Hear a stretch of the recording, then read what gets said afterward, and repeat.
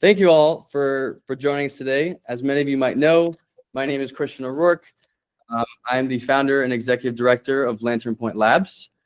Like I said, so some of you who are on the call in the beginning, there's been over 100 people that have RSVP'd for the event. Even if it was difficult with Eventbrite, I apologize.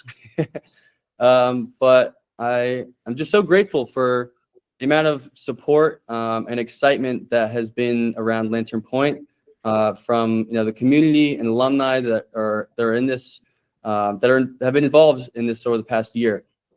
I would say I'm surprised by the amount of people that have signed up, but part of me is also that I'm not as surprised, as I set out on this a year ago with the vision of that I've been through this Fairfield Startup Program for the past 5 years, which takes you from an idea to a business plan by the end of the program. But then once you're done, the question is, where do I go from here? And I saw this incredible program, and I saw this robust alumni network, and why not bring the two together? And that's what we set out on this past year. And wow, it's the support, and like I said, just the amount of people that are on this call right now has been just unbelievable. From the countless hours spent on meetings, the exchanges of emails, to giving feedback, introductions, critiques. I apologize if I was overly annoying at some points. I know I can be persistent. Thank you for putting up with that. But it's all for a good cause, is what you will see, in this presentation today with our founders. Like I said, I'm very excited to introduce them. But just a few special thanks to some people that have been really key to this program is Dr. Matt Miller, our chairman, Stephen Dierks, class of 2018, George Callan, Mike Garvey, class of 1989, Mike Haviland, class of 1982, the founder of Do Good Marketing. If you saw our website and think it's at all impressive, shout out Mike Haviland, Pat Morrow for putting together a donor stock account. So many other people. I wish I could, thank you all. But it's just been an, overwhelming support from so many different people. And I'm just very grateful for, all the support. And we wouldn't be here today and what you're seeing without the support that's been provided over the past year. So we're really building something unique here, that this is, I hope that what you see in this call is that, or at least through the presentations of our founders, is that it is, rooted in the Jesuit education as being a man and woman for others, making a positive impact in the world around us. And like I said, I hope that you see that in the founders that present today, is that, from climate tech to financial inclusion in Zambia, to revolutionizing the wound care industry, to living a sustainable, financially sustainable life. All the founders are alumni, and I hope that you can see that in our presentations and feel inspired to contribute to their success. So in terms of today's meeting agenda, after I digress, I will let the founders present. They'll talk about what their company is, what milestones they've achieved to date, and then how they're looking support from our community members on this call.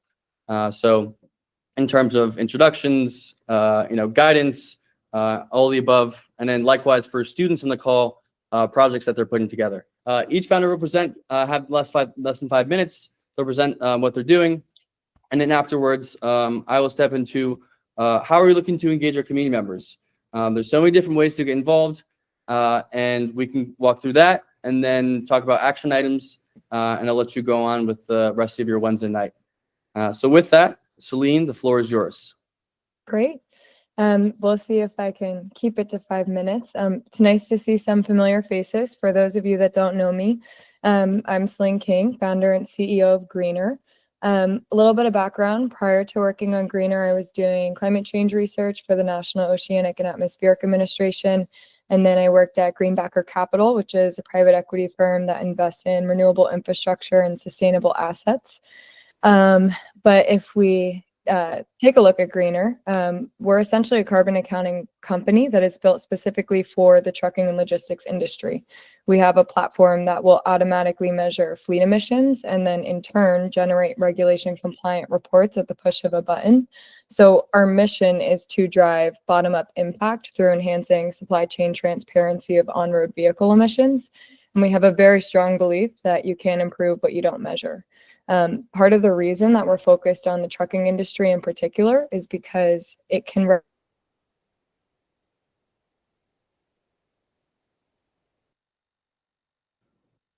the largest targets for emissions reporting and reduction, which I'll get to more in a minute.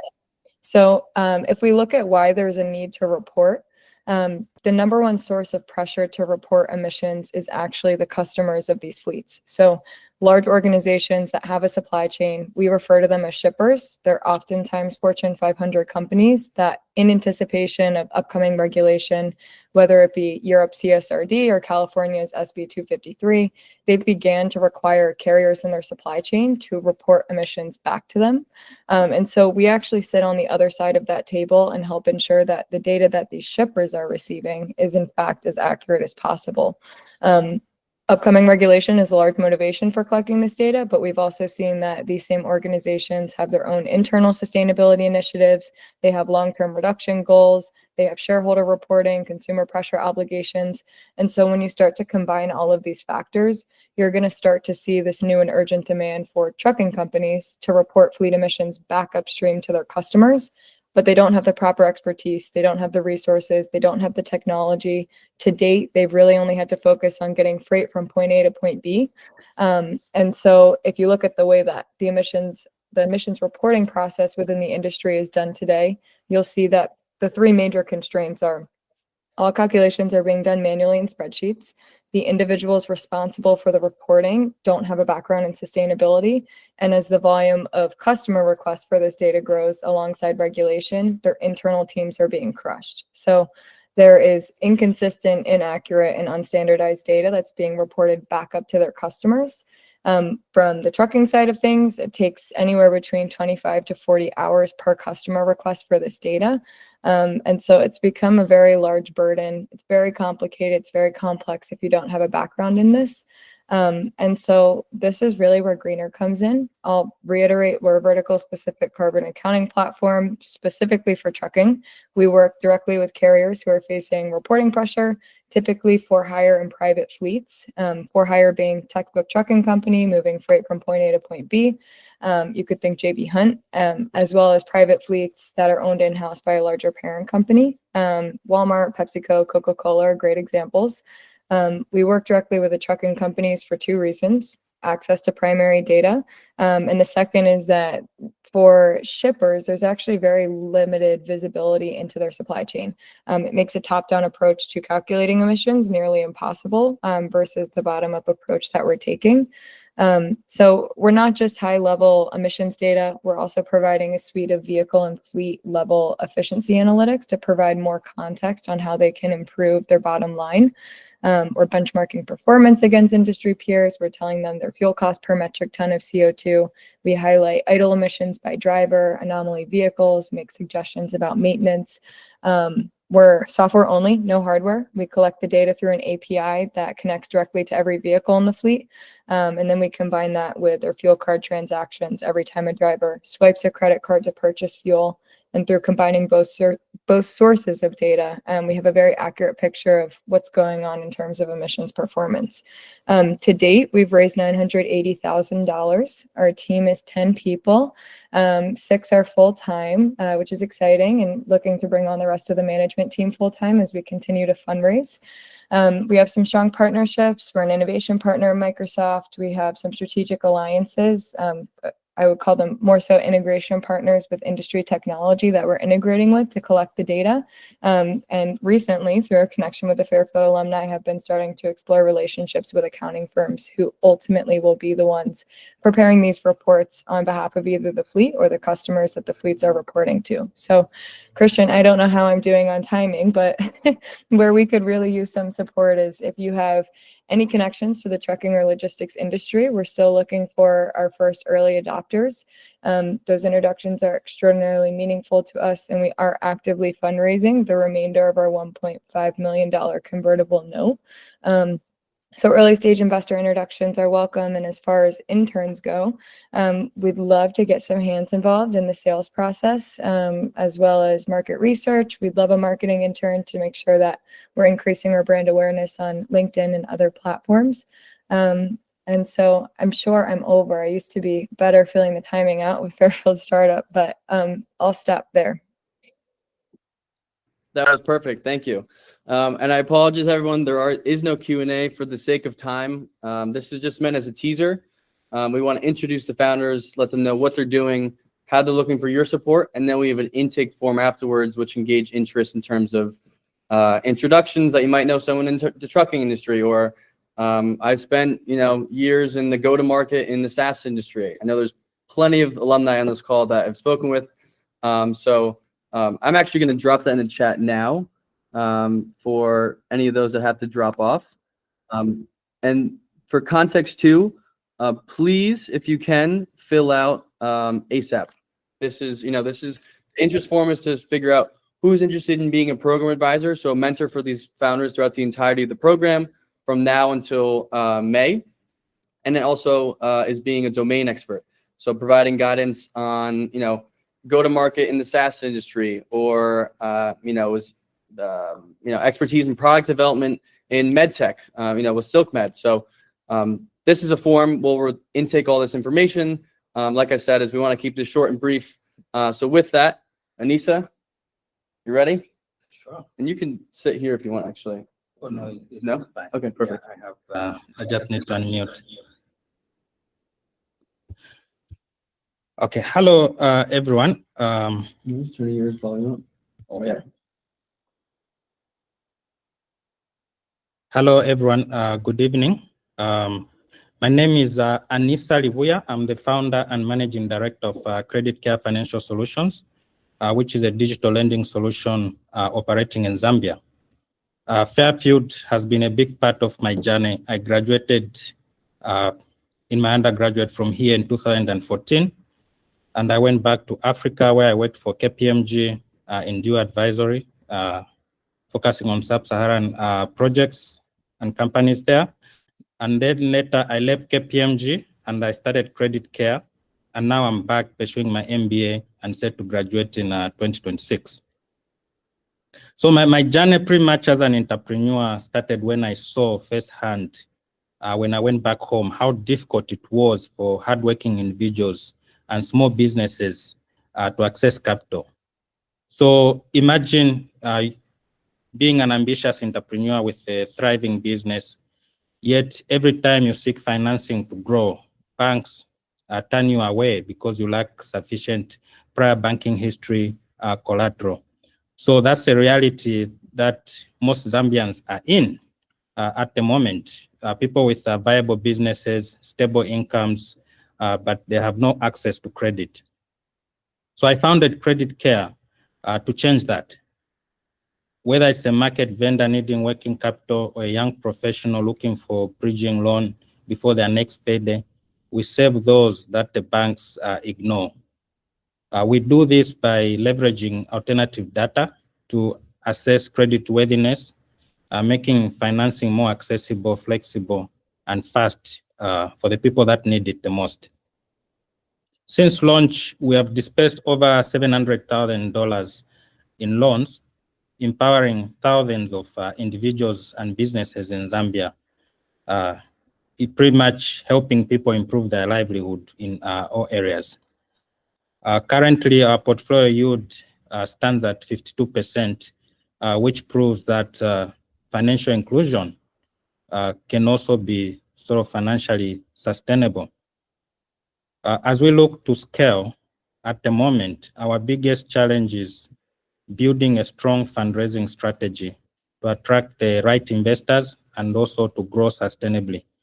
And that's why we're here in Lantern Point to gain guidance from experienced mentors on how we can navigate the fundraising landscape, and how we can position Creditcare for long-term success. I'm excited to be here, and I look forward to your guidance and to interacting with everyone going forward. Thank you. Amazing. Actually, I realized if you could turn that.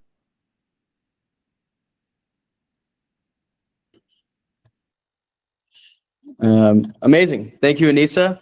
Anisa is actually in the same room with me, so we're currently at Fairfield right now. And next up, we have Mike Kennedy, class of 2009, if you're on this call, and Brett Mossman, his co-founder. Hi, everyone. Mike Kennedy, Fairfield undergrad class of 09, co-founder of My Manifest. So for 12 years, I worked in the wealth and asset management industry, with the last 6 being at BlackRock, where I worked with hundreds of financial advisors across the country to help them understand risk and construct portfolios for their clients. In this role, I witnessed up close the really diverse range of advice and the types of outcomes and solutions being offered to clients across the industry, noting the tremendous opportunity for improvement in the advice industry, which led my co-founder, Brett Mossman, and I on this journey. However, I don't think I really appreciated the extent of the problem until about a year into our journey, when I was out at BlackRock working on My Manifest, and my wife lost her job in a company restructure. She was given 4 weeks severance to figure this out, which, as we all know, is a very short time to both find and start a new job. So suddenly we were a family of 3, 0 income household, because the startup world wasn't really paying out at that point in time. I was left to try to figure out what to do with company health coverage, adjusting budgets, realizing the emergency fund that I had set up for my family wasn't really keeping pace with our actual expenses.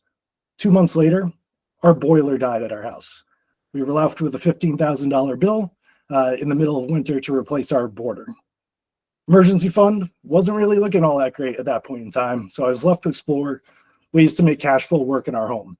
So exploring different 0 interest % credit cards, looking into home equity lines of credit, understanding what investment accounts I could draw down on, and even searching the internet for ways that I could turn my woodworking hobby into a cash flow generating business.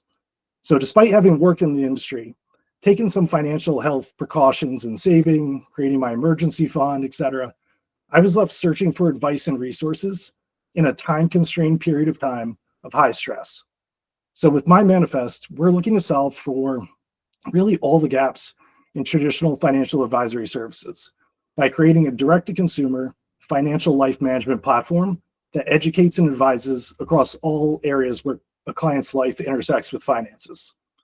In my situation, why didn't I have advice at my fingertips?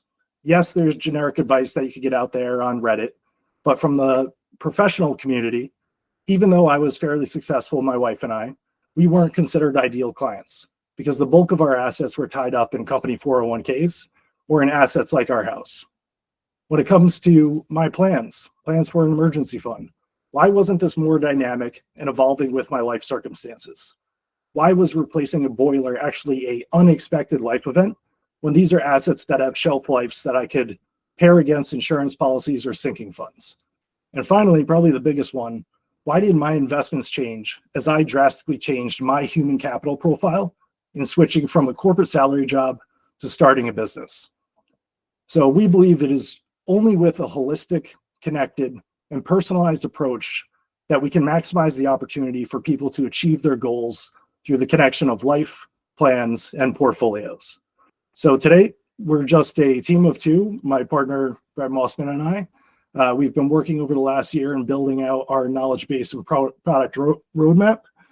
Just this week, we began development of a clickable prototype with a software development agency to be completed over the next 3 months, with the goal of testing user journeys, some of our assumptions around the product, and then building out a product demo to raise funds for the next phase of the build. Excited to work with the community here. Our ask from advisors, we're really looking for people with experience in go-to-market strategies in the direct-to-consumer space, specifically with consumer-oriented fintech products. We could definitely use some help on branding and market positioning strategies to stand out in what we've seen is at sometimes the sea of sameness within the fintech space. And then finally, as I mentioned, we are just a team of 2. So any advice on hiring and onboarding product-focused co-founders to round out our founding team would be really helpful. From the students, could use some help with market research, focus groups, testing brand messaging, and also feedback on the value and design of the product that we're delivering. So to kind of wrap it up, we're super excited to be on this journey, engaged with the community. Brett and I truly believe this could be a step change move in really who, how many, and to what degree people can begin to live a life of financial empowerment. And we invite you to join the movement. Thank you.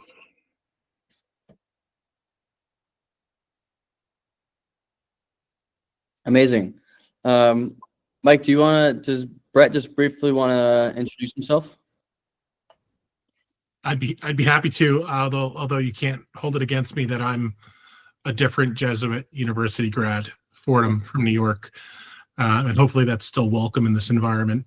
We would certainly have welcomed you there, but thank you for the opportunity to be part of this environment, and it's absolutely incredible what you're doing, and we look forward to working closely with this group of folks and keeping you apprised of our journey. But appreciate the opportunity, and thanks, Christian, for the chance to say hi.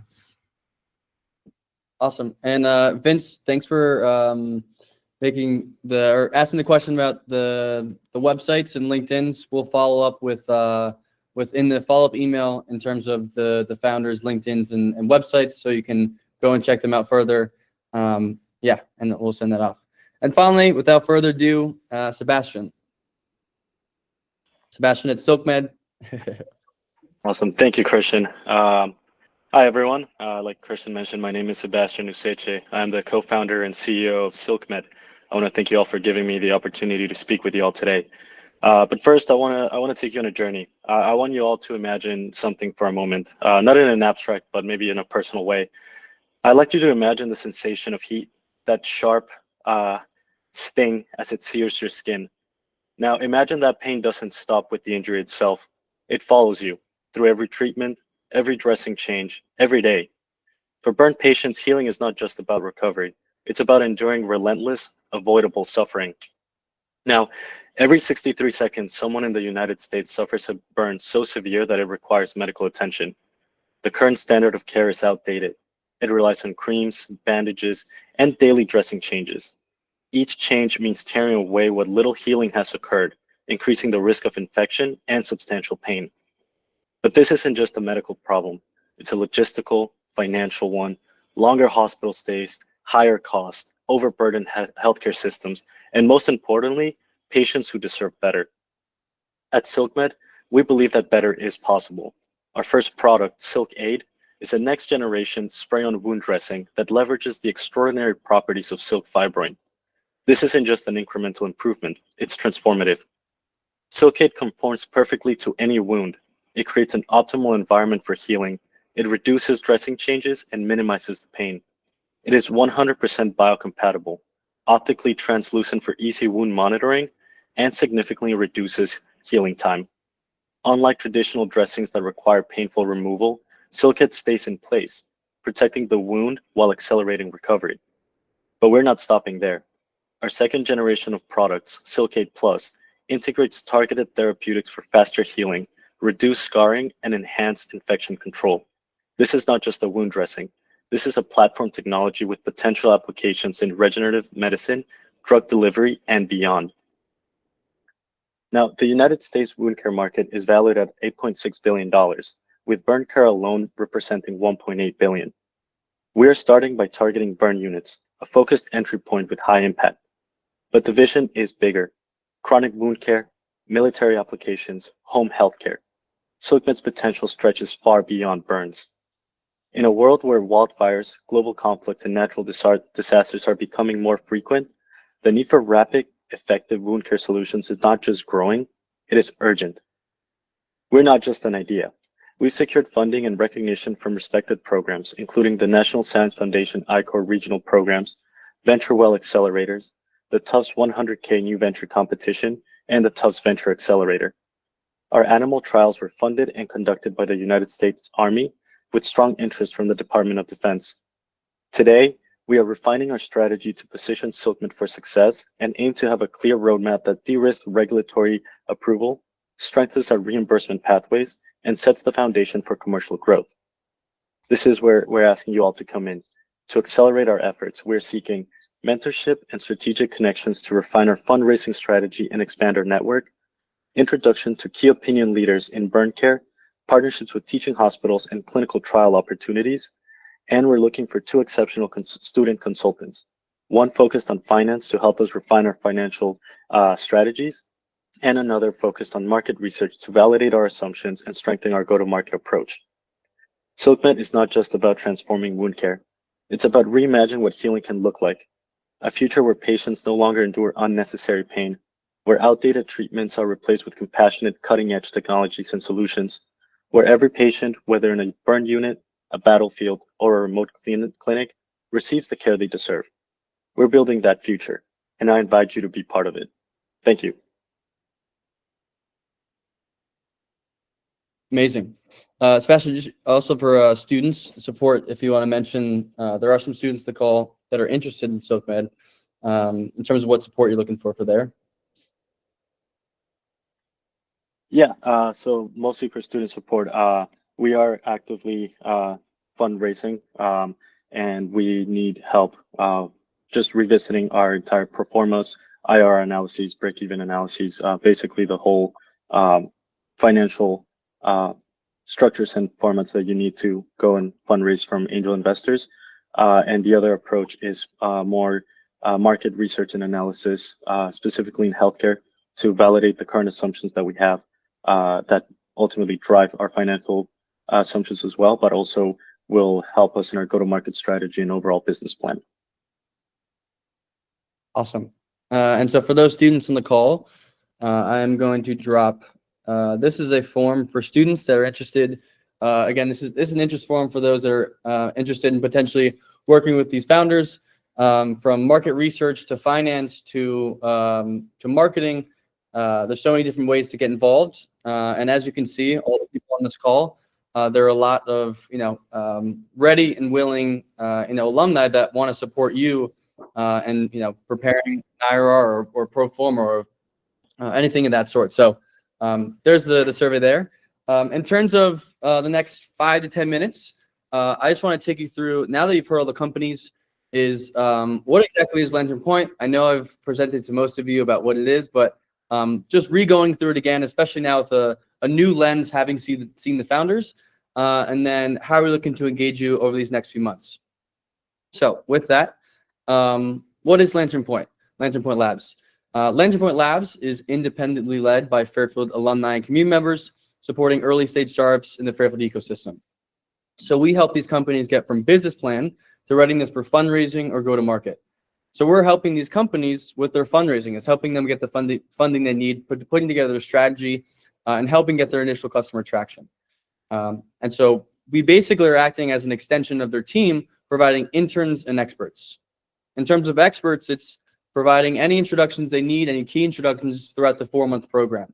So introductions to industry experts, investors, domain experts, customers, like I said, whatever they need throughout the entirety of the program. That I'm working on product development in SaaS. Okay, here is an alumni to be able to provide guidance on your product roadmap, and is it ready to be able to present to an investor? Or there's a lot of people on this call that are venture capitalists. Is having you guys come in and be able to present, or not present, have the founders present to you and giving feedback on their storytelling, pitch decks, practicing Q&A, and then also being a program advisor. So domain experts in terms of providing specific advice, and then program advisors being a mentor throughout the entirety of the program. Like I said, please fill out the form, which I'm going to resend again. I am going to be annoying about this because we are going to be setting up these founders immediately. As soon as you fill this out, we're looking to send this to them to be able to connect them with the people to help them throughout the program. So the quicker that you do this will be really helpful.